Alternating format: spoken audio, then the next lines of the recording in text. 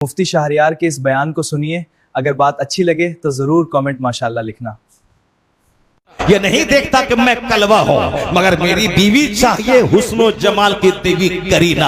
ये कलवा है। अगर उसको हेमा मालिनी चाहिए तो हेमा मालिनी को भी तो धर्मेंद्र जैसा खूबसूरत आदमी चाहिए, मगर ये सोचता मैं जैसे कलवा रहूं, नाक मेरी टेढ़ी रहे, मेरा कद छोटा रहे, मेरी उंगली छोटी रहे, मैं टेढ़ा रहूं, मैं उचक के चलूं, सब चलेगा, मगर बीवी मेरी हो करीना, मेरी खूबसूरत हो। बताइए ये कलवे को भी ख्वाहिश पैदा हो गई है। साहब नौकर गुलाम को जिसकी नाक टेढ़ी है वो भी खूबसूरत नहीं, कुछ भी हो, कुछ न दे मगर खूबसूरत होना चाहिए। अरे देख मुस्तफा ने क्या कहा, वाला अमतुन सौदाओ ज़ातो दीनिन अफजल।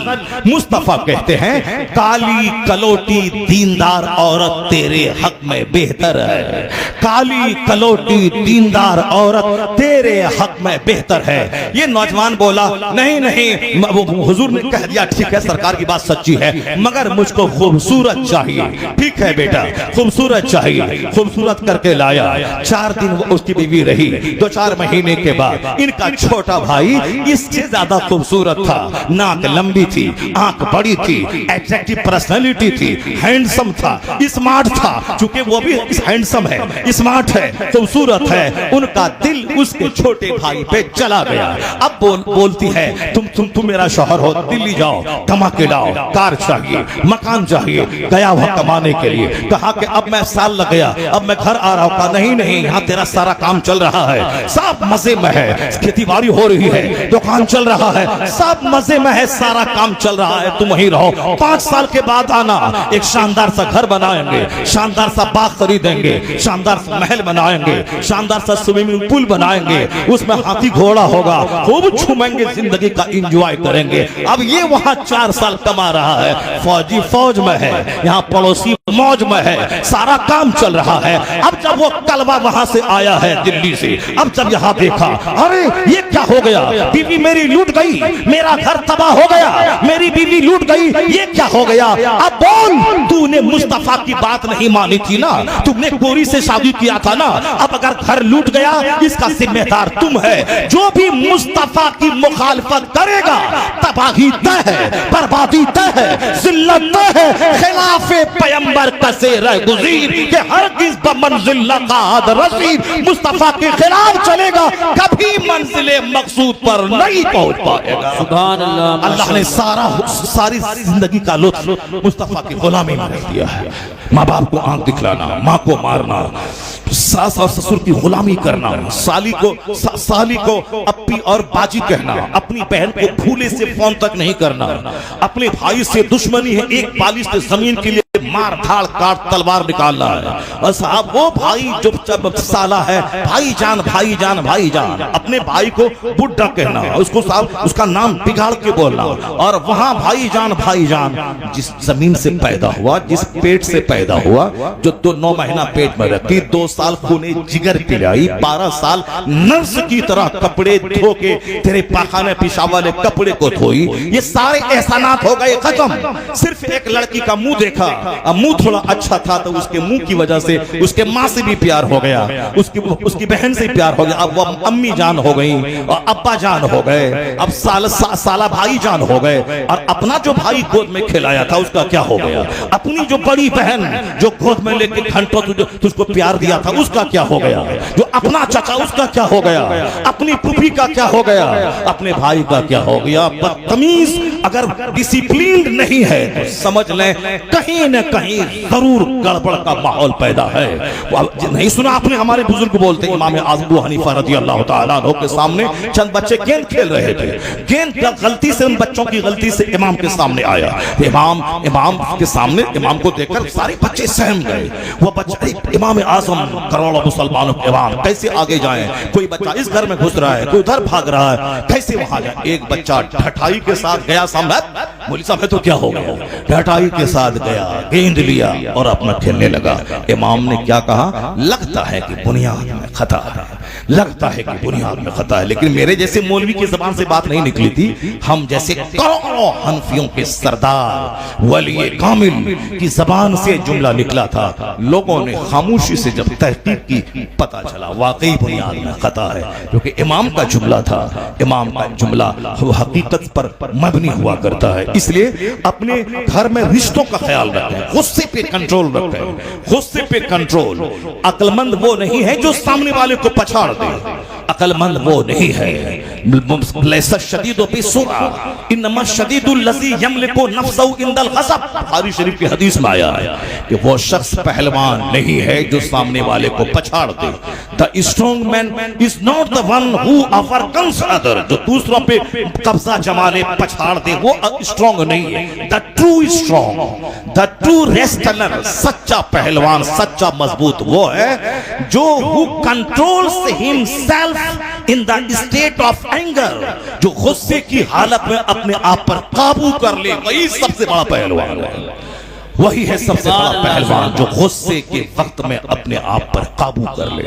वही असल में पहलवान, वही रेस्लर है, वही बहादुर है, वही ब्रेव है, वही स्ट्रॉन्ग है। और आजकल जो कि हर आदमी कमजोर है, कमजोर ग़िज़ा, कमजोर माहौल, कमजोर सराउंडिंग्स, कमजोर इन्वायरमेंट, कमजोर दोस्त, इसीलिए सबके पास गुस्सा ज्यादा है और वह गंभीरता कम है। सबको गुस्सा आता है। जब आप सामने वाले के पास जाएं, उससे कोई मतलब आपका नहीं है तो गुस्से से बात करेगा। अगर वो 10% आपसे कमाएगा तो वो नॉर्मल हो जाएगा। ये सब दुनियादार किस्म के लोग, वो अखलाक कुछ नहीं है, सिर्फ पैसे को महत्व देता है। आप किसी से फोन करें, कौन बोल रहा है, अगर मतलब नहीं है तो गुस्से से बात करेगा। और अगर पता चला ये मतलब है इससे, तो हाँ नहीं पहचाना आपको, नहीं पहचाना आपको, अस्सलाम वालेकुम, वालेकुम अस्सलाम। ये कमजोरों की कहानी है।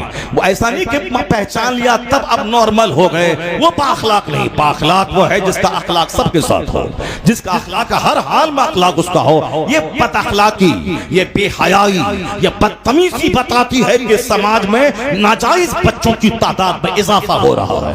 लोग कुफ्र बका, ईमान लूटा, हाँ ईमान गया, निकाह टूटा। इसलिए ऐसा नहीं कि बक बक करते रहे चौक चौराहे पान की दुकान पे बैठकर, नहीं नहीं मौलाना सब तो ऐसे ही बोलता रहता है, ये तो झूठ बोलते हैं, झूठ की खेती ये लोग करते हैं, ये लोग करते हैं। इसकी बच्चों के चक्कर में मत पड़ना। मकान दुकान, गाड़ी छकड़ा, माओ कम्प्लेक्स, ये वो फला जिला, शादी ब्याह, सब मस्ती के। मौलाना के चक्कर में पड़ेगा तो फकीर बन के रह जाएगा।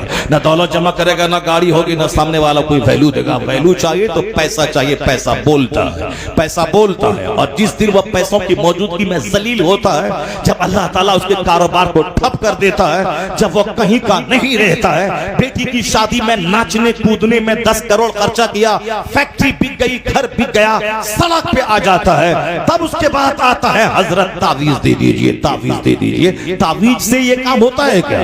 जो अल्लाह की नाराजगी बोल ले, जो मुस्तफा को नाराज करे, जो अल्लाह रसूल को नाराज करे, जो फरिश्तों को नाराज करे, उसके बाद वो सोचता है कि मैं आराम से इज्जत के साथ रहूं। ऐसा कभी नहीं होगा। और उसके बाद कहता है कि एक तावीज ले लें, उसके बाद काम बन जाए। ऐसा दुनिया में होता है क्या कि जीने का रास्ता सिस्टम है ये, और उस सिस्टम के खिलाफ काम करेगा और एक तावीज ले लेगा, उस सारा काम खत्म हो जाएगा। ऐसा कहीं होता है? तावीज से आम का पेड़ लगा दे और वहां से सेब निकल जाए, 1 लाख तावीज उसमें डाल दें, नहीं होगा। चाहे बरेली से तावीज ले आए, चाहे बेलग्राम से तावीज ले आए, चाहे मसौली से तावीज ले आए, चाहे मुझ जैसे छोटे से फकीर से तावीज ले लें, 1 करोड़ तावीज आम के पेड़ में लगा दें और सोचें कि यहां से कटहल निकल जाए, यहां से अमरूद निकल जाए, यहां से सेब निकल जाए, नहीं होगा। आप लोग काश्तकार हैं, गेहूं लगाते हैं, गन्ना लगाते हैं, आप लोग साहब धान लगाते हैं, तो धान लगा दीजिए। उसके बाद 1 लाख तावीज बरेली मसौली के छोछा से ले आइए। फिर आप सैयद साहब है, आपकी तावीज में असर है, तावीज ले आइए और उस खेत में डाल दीजिए और सोचिए कि तावीज से या धान के खेत से शानदार गेहूं निकल जाएगा। और गेहूं के खेत में 1 लाख तावीज डालिए ताकि यहां से बासमती धान निकल जाएगा। नहीं होगा ऐसा, इट विल बी नेवर, ऐसा कभी नहीं होगा। ये कुदरत के कानून के खिलाफ है। जब कुदरत के कानून के खिलाफ है कि सेब का पेड़ चंबल में नहीं लगेगा, सेब के लिए चाहे शिमला का इलाका, सेब के लिए चाहे कश्मीर का इलाका जहां बर्फ गिरती हो। गेहूं की खेती जिस साल जबरदस्त सर्दी होती है, गेहूं की खेती जबरदस्त होती है, है। और जिस साल सर्दी नहीं पड़े गेहूं की खेती कमजोर हो तो उसका दाना बिल्कुल छोटा होता है। यह मुझसे ज्यादा आपको तजुर्बा है। तो जिस जहां गर्मी का मौसम है वहां गेहूं की खेती नहीं होती है। जहां सर्दी जबरदस्त पड़ती है, पंजाब में, पूरे इंडिया में सबसे ज्यादा गेहूं की खेती पंजाब में होती है। चूंकि पंजाब कश्मीर से करीब है और पंजाब में जबरदस्त सर्दी पड़ती है और वहां से नजदीक है ये मुरादाबाद, कश्मीर से, पंजाब से, हरियाणा से, इसलिए यहां भी जबरदस्त सर्दी है। हमारा बिहार थोड़ा दूर है कश्मीर से, वहां इतनी सर्दी नहीं पड़ती, वहां भी सड़ी हुई सर्दी होती है, पर आई और चली गई, झोंका आया और चला गया। और अभी वहां गर्मी है। मैं परसों गोवा में था, वहां फैन भी चल रहा था, एसी भी चल रही थी, रूम में, कार में भी एसी, रूम में भी एसी। और यहाँ आके देखिए साहब, मैं जैकेट छोड़ दिया घर में और यहाँ मेरे पास जैकेट भी नहीं है चूंकि गर्मी लग रही थी। और यहाँ देखिए अब वहां से करीब है, जहां सर्दी वहां सेब है, जहां सर्दी वहां अनार है। अलबत्ता जहां खूब गर्मी हो वहां संतरा की खेती होती है। संतरा की खेती होती है कहां पे? नागपुर में, चूंकि वहां गर्मी होती है। कपास की खेती होती है कहां पे? गुजरात और महाराष्ट्र में, चूंकि वहां का माहौल, क्लाइमेट गर्म होता है। आम की खेती होती है कहां? वो समंदर बंगाल की खाड़ी के किनारे ज्यादा, बंगाल में, आंध्र प्रदेश में मछली की उपज ज्यादा होती है, आंध्र प्रदेश में धान की खेती होती है, आंध्रा में, तेलंगाना में, बाजू में उड़ीसा है, बंगाल है, वो ज्यादा पूरे हिंदुस्तान की आधी खेती उस इलाके में होती। अब तो आप समझ गए होंगे, मैं कोई काश्तकार फार्मर नहीं हूं कि मैं सब खेती की तफसील आपके सामने मैं रखूं। एक बात मैंने बता दी चूंकि मुझको एक बड़ी बात समझाना है, इसीलिए मैंने उस बात को समझाने के लिए मैंने ये एक छोटी सी मिसाल पेश की है। जैसी जमीन वैसी फसल, जैसी जमीन वैसी फसल, जैसा दरख्त वैसा फल, और हर दरख्त से हर फल नहीं निकलता और हर जमीन से हर तरह की फसल पैदा नहीं होती है। जब यह बात समझ गए तो अब मैं आपसे कहता हूं, ये आज जो हमारा समाज लुच्चों से भर रहा है, डकैतों से भर रहा है, चोरों से भर रहा है, गुटखा खोरों से भर रहा है, सिगरेट और बीड़ी पीने वालों से भर रहा है, आलिमों और माँ बाप के एहतराम न करने वालों से भर रहा है, फिल्म सासों से भर रहा है, साथ इश्क बाजी करने वालों से भर रहा है, हराम खोरों से भर रहा है, डकैतों से भर रहा है। कभी गौर किया आपने कि आखिर ऐसा क्यों हो रहा है? अब बच्चा हो गया शरीर शराबी पापी, आए हजरत तावीज दीजिए। ऐसा होगा कि आम का पेड़ हो, तावीज लगाते हैं वहां से सेब निकल जाए? नहीं होगा। जैसी जमीन वैसी फसल, जैसा दरख्त वैसा फल। जब ये बात समझ गए तो माँ का पेट जमीन है, अब बाप उसमें बीज डालने वाला है।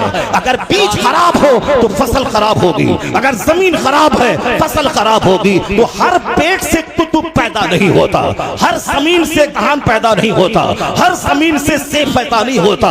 तो कुतुब पैदा होने के लिए वही जमीन चाहिए, कुतुबियत वाली जमीन चाहिए, और चोर और लफंगा पैदा होने के लिए वैसी जमीन चाहिए। अब जमीन जब हो फातिमा ज़हरा जैसी और उस पर बीज डालने वाला हो मौला अली, जमीन हूं फातिमा और अब और बीज डालने वाला हूं अली, तब अल्लाह बेटा शहीदों का सरदार हसन और हुसैन अता करता है। नारे तकबीर, नारे रिसालत, नारे गौसियत, मसलके आला हजरत। मैंने कहा लाइफ इज वेरी डिफिकल्ट, जिंदगी बहुत मुश्किल है। कैसे गुजारे? आमदनी घट गई, बिजनेस ठप हो गया, कैसे जिंदगी गुजारे? इज्जत बचाना मुश्किल है। सामने वाले के पास 5 मंजिला मकान, ये दाएं वाले के पास 50 लाख की कारें, बाएं वाले के पास 2-4 मॉल, पीछे वाले के पास 1000 बीघा जमीन, फार्म हाउस, उस बीच में छोटा सा मेरा घर, छोटी सी मेरी आमदनी। कैसे मैं इज्जत बचाऊं? अगर मकान और गाड़ी देखेगा तो कुत्ते की मौत मरनी पड़ेगी, क्योंकि गाड़ी की कोई हद नहीं है। गाड़ी 4 लाख की आल्टो भी है और 40 लाख की फॉर्च्यूनर भी है और 40 करोड़ की ऊडी कंपनी की कार भी है और 200 करोड़ की अमेरिकन कंपनी की कार भी है। 1000 बीघा जमीन बेचेगा तो भी 200